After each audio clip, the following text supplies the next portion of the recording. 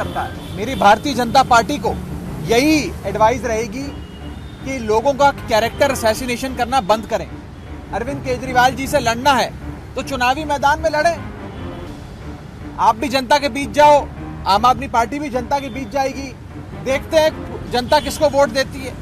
लेकिन अपने प्रचार तंत्र और अपने सिस्टम का इस्तेमाल कर अरविंद केजरीवाल जी पर हमले करवाना, उनके परिवार को गालियां देना, उनकी छवि खराब करना, उनका क्या को भाजपा ने अपने सोशल मीडिया हैंडल्स पर अरविंद केजरीवाल जी के खिलाफ एक बहुत ही बेहुदा अपमानजनक कंटेंट डाला था, जिसके खिलाफ आज ये शिकायत दर्ज हुई है। हमें पूरा विश्वास है कि इलेक्शन कमीशन इसका संज्ञान लेते हुए उचित कार्रवाई का हमें पूरा विश्वास है कि इलेक्शन कमीशन हमारी शिकायत का संज्ञान लेते हुए उचित से उचित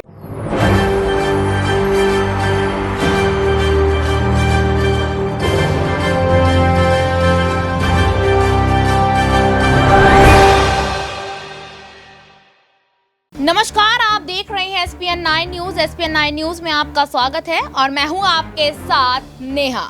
लगता है आज आम आदमी पार्टी के लिए ये दिन बहुत ही खास होता नजर आ रहा है, जहां एक तरफ संजय सिंह को सुप्रीम कोर्ट से थोड़ी सी राहत मिलती नजर आई है, वहीं अगर एक तरफ देखा जाए तो यहाँ पर राघव चड्ढा जो है वो चुनाव आयोग पहुंचे हैं। आखिरकार क्या है पूरा मामला, आइए आपको बताते हैं। दिल्ली में यानी कि आज आम आदमी पार्टी के राज्यसभा सांसद राघव चड्ढा ने चुनाव आयोग से मुलाकात की। राघव चड्ढा ने कुछ दिनों पहले बीजेपी पर मुख्यमंत्री अरविंद केजरीवाल के खिलाफ भ्रामक और अपमानजनक सोशल मीडिया अभियान चलाने का आरोप लगाया था। इस मामले को लेकर चुनाव आयोग से मिले हैं। राघव चड्ढा ने कहा कि पहला दरवाजा चुनाव आयोग का होता है और हमें पूरा विश्वास है कि चुनाव आयोग हमारी शिकायत का संज्ञान लेते हुए उचित से उचित कार्रवाई करेंगे। साथ ही साथ राघव चड्ढा ने यह भी कहा कि लोक प्रतिनिधित्व अधिनियम, IPC की धारा और सूचना प्रौद्योगिकी अधिनियम का उल्लंघन हुआ है। इस उल्लंघन के संदर्भ में आम आदमी पार्टी ने बीजेपी के खिलाफ सख्त से सख्त कार्रवाई की मांग की है। अब यहाँ पर देखा जाए कि जैसे जैसे चुनाव अब खत्म होते जा रहे हैं, क्योंकि अगर मैं बात करूं यहाँ 5 राज्यों के चुनाव होने थे, जिसमें कि 3 राज्यों के चुनाव समाप्त यहाँ पर हो चुके हैं और 2 राज्यों के चुनाव अभी बचे हैं। अब यहाँ लोकसभा चुनावों से पहले ये सारी चीजें देखने को भी मिलेंगी और सुनने को भी मिलेंगी। तो यहाँ कुछ न्यूज रूम में मेरे सहयोगी बैठे हैं, उनसे जानने की कोशिश करेंगे कि आज राघव चड्ढा चुनाव आयोग के दफ्तर पहुंचे हैं और वहां जाकर उन्होंने चुनाव आयोग से बात की, अधिकारियों से मुलाकात की है, बीजेपी की शिकायत की है। तो दौलत से पहला सवाल मैं लेना चाहूंगी। दौलत, आप इस पर क्या कहना चाहेंगे कि राघव चड्ढा यहाँ बीजेपी की शिकायत करने पहुंचे और उन्होंने यहाँ पर यह भी कहा है मीडिया कर्मियों से बात करते हुए कि मुझे पूरा भरोसा है यहाँ पर चुनाव आयोग पर कि वो सख्त से सख्त यहाँ पर कार्रवाई करेंगे। बिल्कुल, यहाँ पर इससे पहले हमने देखा था कि आम आदमी पार्टी को नोटिस यहाँ पर चुनाव आयोग का आया था कि यहाँ पर कोई सोशल मीडिया पोस्ट था जो विवादित था काफ़ी, और अब यहाँ पर खुद राघव चड्ढा बीजेपी के खिलाफ जो है चुनाव आयोग यहाँ पर पहुँच गया। और देखा जाए तो ये लड़ाई काफ़ी दिलचस्प जो है दिल्ली की लगातार नज़र आ रही है। यहाँ पर लगातार एक दूसरे के ऊपर आरोप प्रत्यारोप लग रहे हैं और अब यहाँ पर चुनाव आयोग के पास जाना, और जो उनका तर्क यहाँ पर है कि केजरीवाल की छवि खराब करने की कोशिश यहाँ पर की जा रही है, क्योंकि हमने देखा कि आम आदमी पार्टी के नेता लगातार ED और CBI के चक्रव्यूह में है। यहाँ पर बात करें मनीष सिसोदिया, उसके बाद संजय सिंह और खुद आम आदमी पार्टी के जो मुख्यमंत्री, जो दिल्ली के मुख्यमंत्री, अब उनके ऊपर यहाँ ED जो है वार करने वाली है। यहाँ देखा जाए तो उनको पहला नोटिस आया था, उसके बाद अब दूसरा नोटिस भी आ सकता है, क्योंकि पहले नोटिस का जवाब जो उन्होंने सही तरीके से नहीं दिया, वो ED के सामने पेश नहीं हुए। लेकिन इन सब मामलों के बीच यहाँ पर हम देखते हैं कि राघव चड्ढा पहुँच जाते हैं और वहाँ पर इलेक्शन कमीशन से गुजारिश करते हुए आते हैं कि बड़ी कार्रवाई यहाँ पर करें, क्योंकि अरविंद केजरीवाल को ना जाने बीजेपी के नेता क्या कहते हैं, कपिल मिश्रा की बात करें, अनुराग ठाकुर की बात करें, यहाँ पर खुद प्रधानमंत्री नरेंद्र मोदी कितनी बड़ी बड़ी प्रतिक्रिया यहाँ पर देते हैं। राहुल गांधी को लेकर जो उनका भी कुछ दिन पहले बयान आया था, पूरी गांधी फैमिली को किस तरीके से वो टारगेट करते हैं, और ऐसा ही टारगेट वो अरविंद केजरीवाल उनकी पार्टी के नेताओं को करते हुए जा रहे थे। तो यहाँ पर कहीं ना कहीं आम आदमी पार्टी के लिए जरूरी होता कि वो चुनाव आयोग जाए और बीजेपी की शिकायत करे। उसके बाद हम देख सकते हैं कि बीजेपी के ऊपर कुछ ना कुछ एक्शन यहाँ पर लिया जा सकता है। बिल्कुल, यहाँ पर पर दौलत का कहना है कि बीजेपी के ऊपर यहाँ पर एक्शन लेते हुए चुनाव आयोग नजर आ सकती है। अगला सवाल मैं नाजमीन से यहाँ पर लेना चाहूंगी कि नाजमीन, चुनावों का दौर इस वक्त चल रहा है और चुनावों के दौर से पहले भी और बाद में भी और बीच में भी देखा जाता है हर पार्टी एक दूसरे के ऊपर यहाँ तंज कसती नजर आती है। तो यहाँ जब आम आदमी पार्टी की बात आती है तो आम आदमी पार्टी भी यहाँ पर बीजेपी के नेताओं को कुछ अपशब्द कहती नजर आती है। मैं अगर यहाँ पर दिल्ली के मुख्यमंत्री की बात करूं तो वो भी अपनी जनसभा को संबोधित करते हुए लगातार भाजपा पर हमलावर रहते हैं। तो राघव चड्ढा को इतना क्या बुरा यहाँ पर लग गया कि वो बीजेपी की शिकायत करने चुनाव आयोग पहुंच गए हैं? देखिए, आम आदमी पार्टी के तमाम नेताओं पर सरकारी एजेंसियों का शिकंजा देखा जा रहा है। यहाँ पर सत्येंद्र जैन, मनीष सिसोदिया, संजय सिंह, अगला नंबर अरविंद केजरीवाल का बताया जा रहा है। तो ऐसे में आम आदमी पार्टी की बात करें तो उनका अस्तित्व कहीं ना कहीं खत्म होने की कगार पर पहुंचता हुआ नजर आ रहा है। इसलिए केंद्र सरकार पर तो ये आरोप लगाने वाजिब बन जाते हैं। यहाँ पर भारतीय जनता पार्टी जिस तरीके से तमाम आरोप चुनाव के वक्त आम आदमी पार्टी पर डाल रही है, तमाम और विपक्षी पार्टियों पर डाल रही है, तो इसके तहत अगर देखा जाए तो अगर आम आदमी पार्टी एक बड़ा कदम उठा भी रही है राघव चड्ढा के जरिए तो कोई बुरी बात तो नहीं है। चुनाव आयोग के पास अगर राघव चड्ढा पहुंचे हैं शिकायत लेके कि भारतीय जनता पार्टी अरविंद केजरीवाल की छवि को खराब करना चाहती है, तो वाकई छवि तो खराब हो रही है।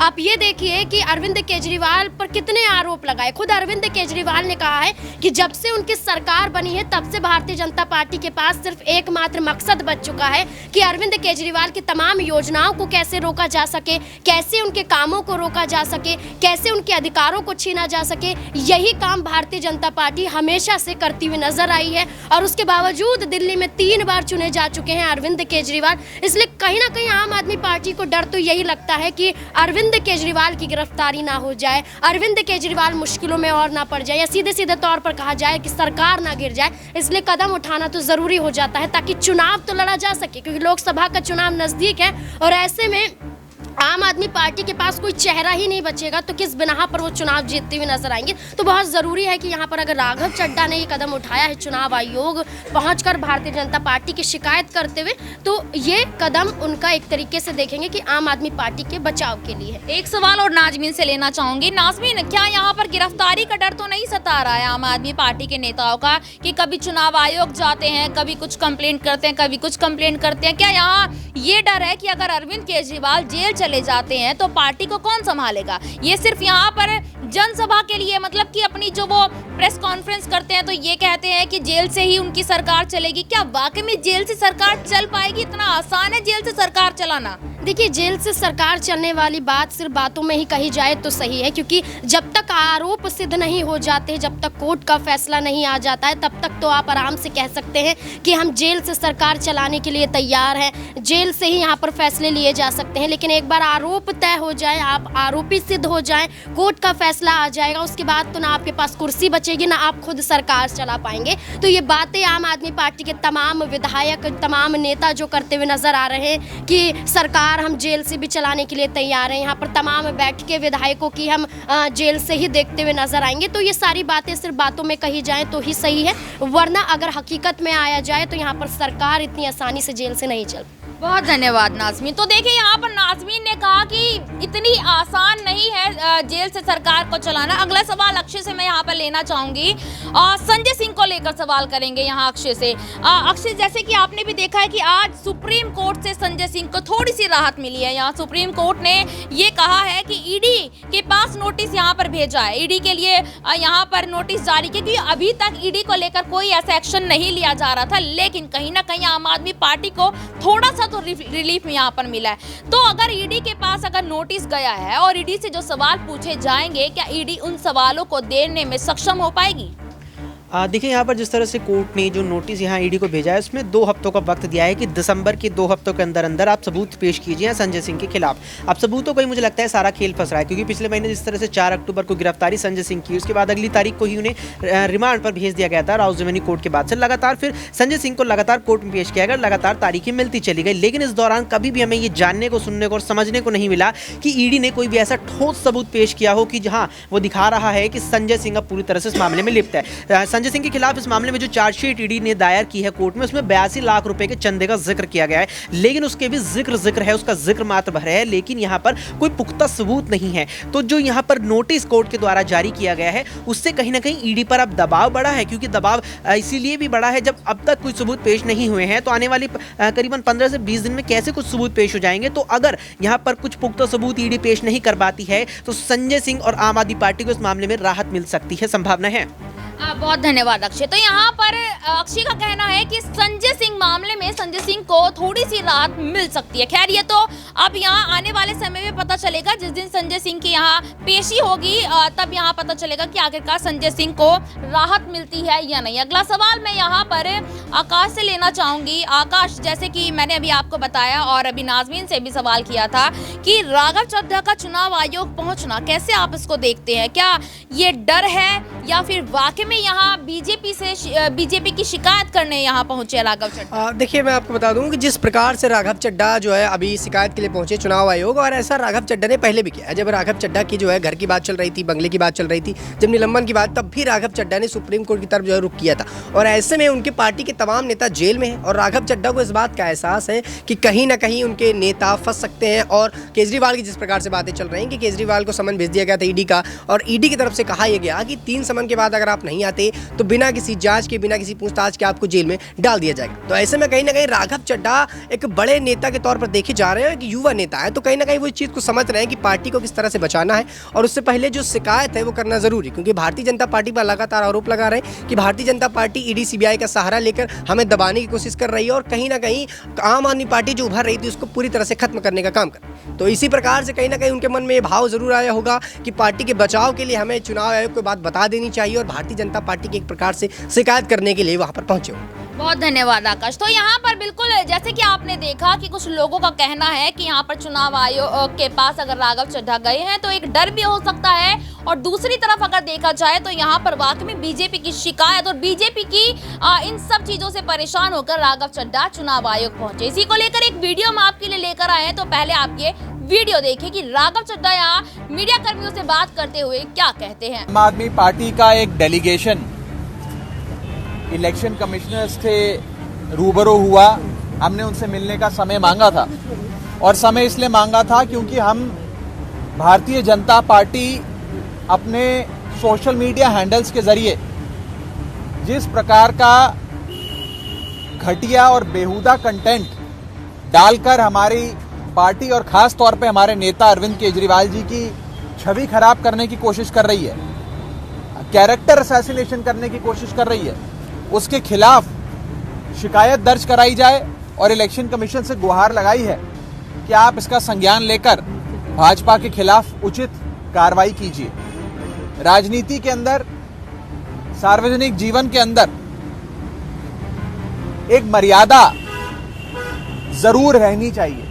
अगर वो मर्यादा कोई भी शख्स या कोई भी पार्टी उसे वायलेट करती है तो वो एक प्रकार से हमारी पॉलिटिकल पार्टी पे, हमारी संस्कारों पे रिफ्लेक्ट करता है। मेरी भारतीय जनता पार्टी को यही एडवाइस रहेगी कि लोगों का कैरेक्टर असैसिनेशन करना बंद करें।